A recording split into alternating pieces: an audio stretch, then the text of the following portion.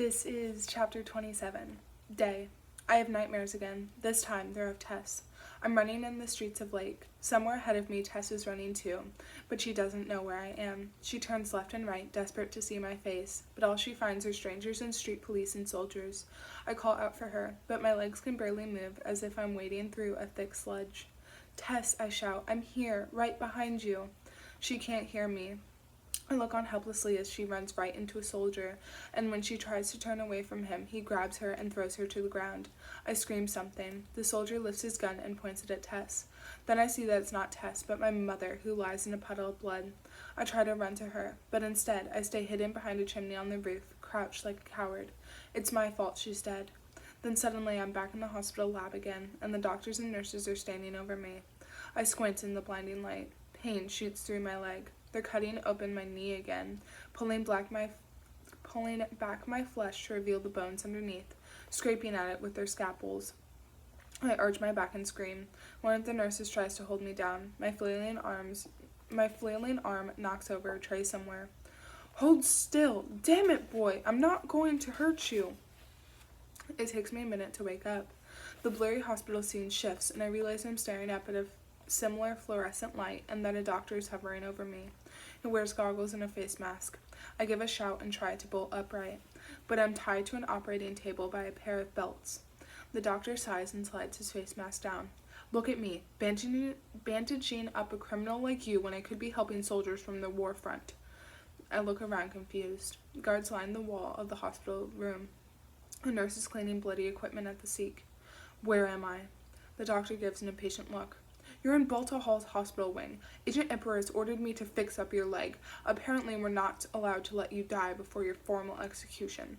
I shift my head as far as I can and look down at my leg. Clean bandages cover up the wound.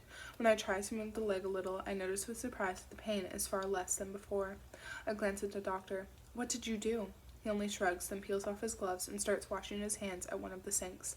Patch things up a bit. You'll be able to stand for your execution. He pauses. Don't know if that's what you wanted to hear. I slump back down onto the gurney and close my eyes. The diminished pain in my leg is such a relief that I try to savor it, but pieces of my nightmare still linger in my mind, too fresh to put away. Where is Tess now? Can she make it without someone there to watch her back? She's nearsighted. Who will help her when she can't make out the shadows at night? As for my mother, I'm not strong enough to think about her right now. Someone raps loudly on the door. Open up. The man calls out. Commander Jameson's here to see the prisoner. The prisoner. I smile at that. The soldiers don't even like calling me by my name. The guards in the room barely have time to unlock the door and move out of the way before Commander Jameson bursts in, clearly annoyed. She snaps her fingers. Get this boy off the gurney and put him in some chains, she barks. Then she shoves one finger into my chest. You're just a kid. You never even went to college. You failed your trial. How were you able to outsmart soldiers on the streets? How do you cause so much trouble? She bares her teeth at me. I knew you'd be a bigger nuisance than you're worth. You have a knack for wasting my soldiers' time, not to mention the soldiers of several other commanders. I have to grit my teeth to keep from shouting back at her. Soldiers hurry over to me and start undoing the gurney belts. Beside me, the doctor bows his head. If you don't mind, Commander, he says. Has something happened? What's going on? Commander Jameson fixes her furious gaze on him. He shrinks away. Protesters in front of Balta Hall, she snaps. They're attacking the street police. The soldiers pull me off the gurney and onto my feet. I wince as my weight transfers onto my bad leg. Protesters? Yes, rioters. Commander Jameson grabs at my face. My own soldiers had to be called in to help, which means my schedule is entirely disrupted. I've already had one of my best men sent in here with lacerations on his face. Filthy cons like you, who don't know how to treat our military boys. She shoves my face away in disgust and turns her back on me. Take him away, she calls out to the soldiers holding me. Be quick about it. We exit the hospital room. Soldiers rush back and forth in the hallway. Commander Jameson keeps pressing a hand against her ear, listening intently, then shouting orders.